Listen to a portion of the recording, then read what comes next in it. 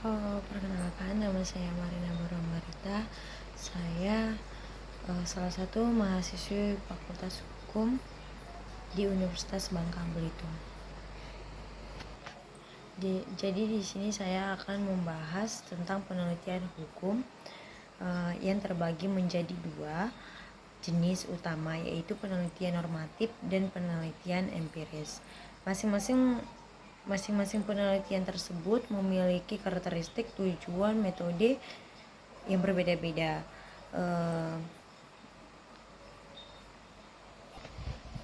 Jadi kita mulai dari pengertian penelitian hukum normatif. Ini berfokus pada norma-norma yang berlaku seperti peraturan perundang-undangan, doktrin hukum, dan putusan pengadilan. Tujuannya adalah untuk menganalisis dan memahami teks hukum serta prinsip-prinsip yang terkandung di dalamnya. Yang kedua, penelitian hukum empiris.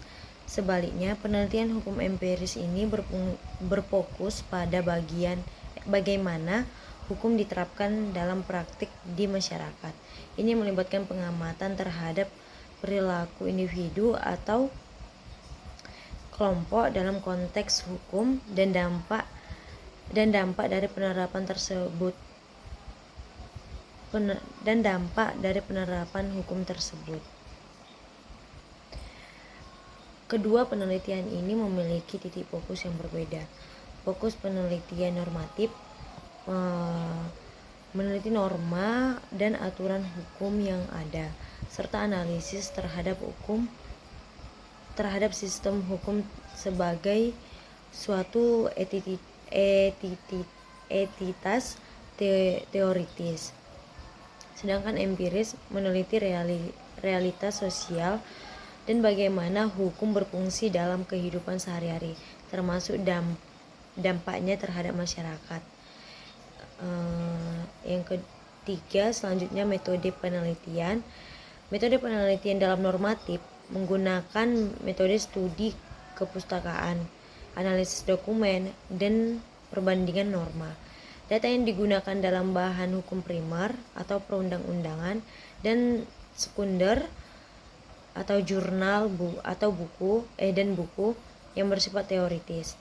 Sedangkan di metode penelitian empiris menggunakan metode ilmiah seperti survei, wawancara, observasi, dan eksperimen untuk mengumpulkan data primer dari lapangan. Data ini bisa berupa kuantitatif atau angka, atau kualitatif atau deskripsi yang mencerminkan fenomena sosial.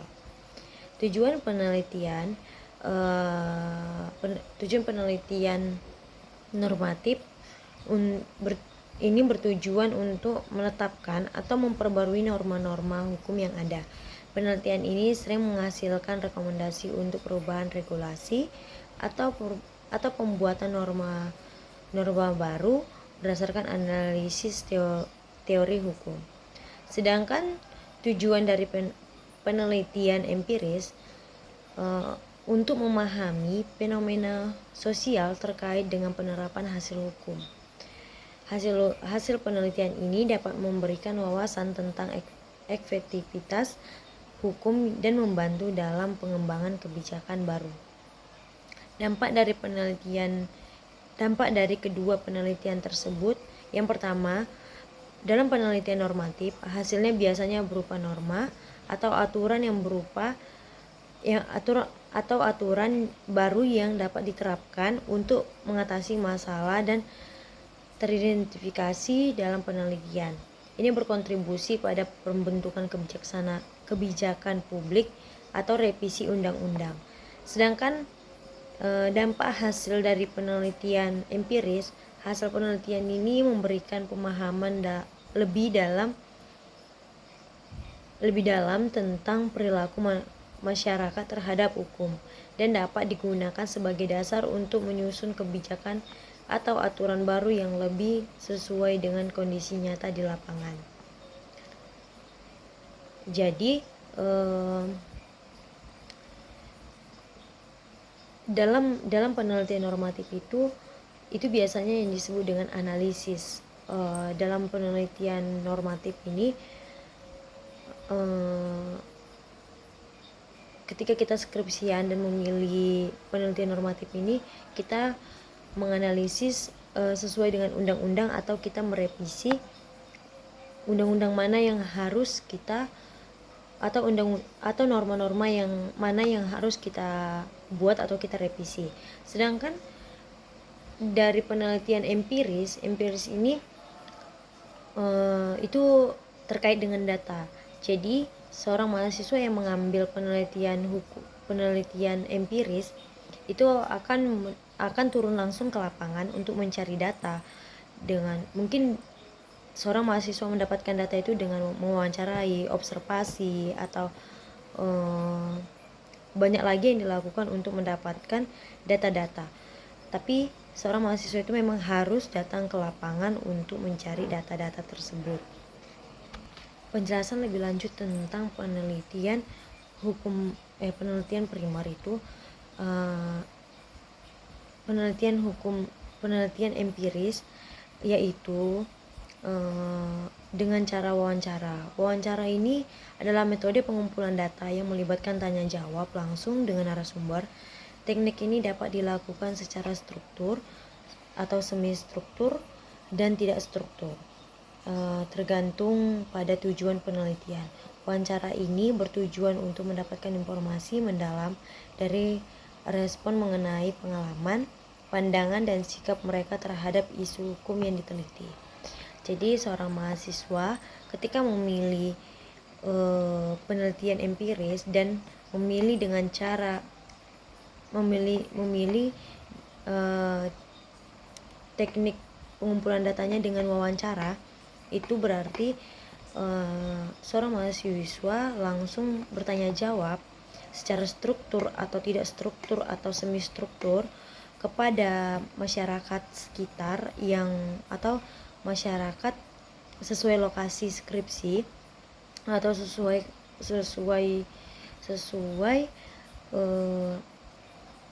berita yang diambil, tempat atau lokasinya. Langsung menanyakan dalam wawancara itu, langsung menanyakan pandangan masyarakat bagaimana terhadap isu hukum atau kasus atau ya isu hukum yang dibawa atau yang akan diteliti. Yang kedua, teknik pengumpulan data dalam penelitian empiris itu dengan cara observasi. Teknik observasi ini melibatkan pengamatan langsung terhadap perilaku dan interaksi individu dalam konteks hukum. Peneliti mencatat fenomena yang terjadi di lapangan secara sistematis untuk memahami bagaimana hukum diterapkan dalam praktik. Observasi ini bisa berupa pengamatan di pengadilan, tempat kerja, atau situasi sosial lainnya yang relevan. Yang ketiga, dengan cara kuesioner. Penggunaan angket atau kuesioner ini memungkinkan peneliti untuk mengumpulkan data dari sejumlah besar respon dengan cara yang lebih struktur. Kuesioner ini dapat berisi pertanyaan tertutup atau terbuka yang dirancang untuk menggali informasi spesifik tentang sikap dan pengalaman responden terkait hukum. Yang keempat, dengan cara dokumentasi. Cara dokumentasi ini memang sangat biasa, tapi ini adalah salah satu cara yang harus dilakukan ketika kita mengambil penelitian empiris. Dokumentasi dengan cara dokumentasi ini. Teknik ini melibatkan pengumpulan data dari dokumen-dokumen resmi, arsip, catatan pengadilan, laporan penelitian sebelumnya, dan sumber-sumber tertulis lainnya. Dokumentasi membantu memberikan konteks tambahan dan mendukung data yang diperoleh dari wawancara dan observasi. Di dalam penelitian empiris ini terbagi menjadi dua jenis data, yaitu data primer dan data sekunder. Data primer, data ini diperoleh langsung dari lapangan melalui wawancara, observasi, dan angket. Ini adalah informasi baru yang dikumpulkan oleh peneliti untuk tujuan spesifik penelitian.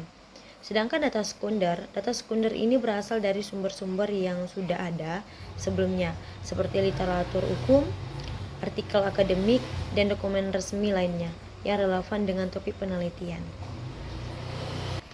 Yang selanjutnya membahas tentang social legal researching atau penelitian sosio hukum,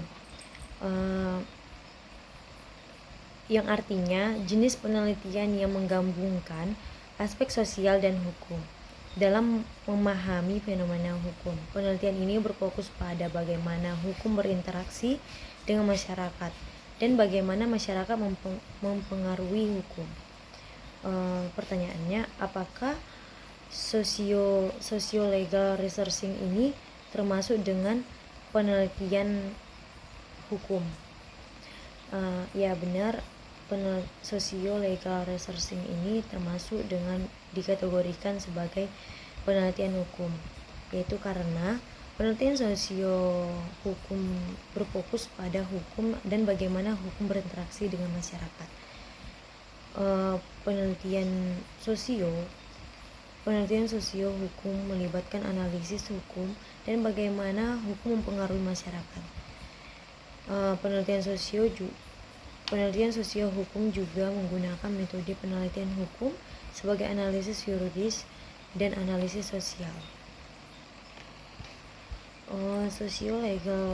Socio-legal researching ini mempunyai beberapa karakteristik, yaitu satu, interdisiplin.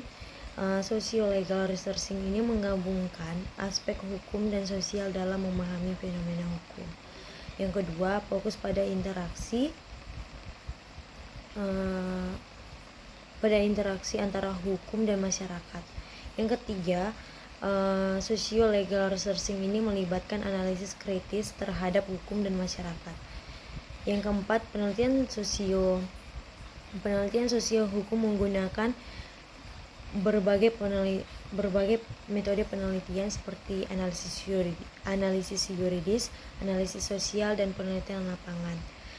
Contoh yang bisa saya jelaskan terkait socio-legal researching ini adalah penelitian tentang dampak peraturan perundang-undangan terhadap masyarakat. Yang kedua, penelitian tentang bagaimana hukum mempengaruhi perilaku masyarakat. Yang ketiga, penelitian tentang bagaimana masyarakat mempengaruhi pembentukan hukum. Yang keempat, penelitian tentang interaksi antara hukum dan masyarakat dalam konteks hukum pidana. Yang kelima, penelitian tentang dampak hukum terhadap kelompok marginal seperti perempuan, anak-anak, dan minoritas.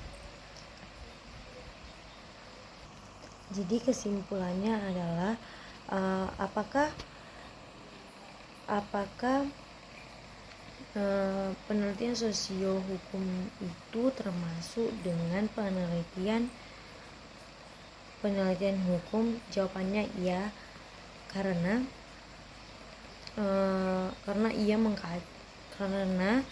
penelitian sosial hukum ini mengkaji interaksi antara norma hukum dan konteks sosialnya.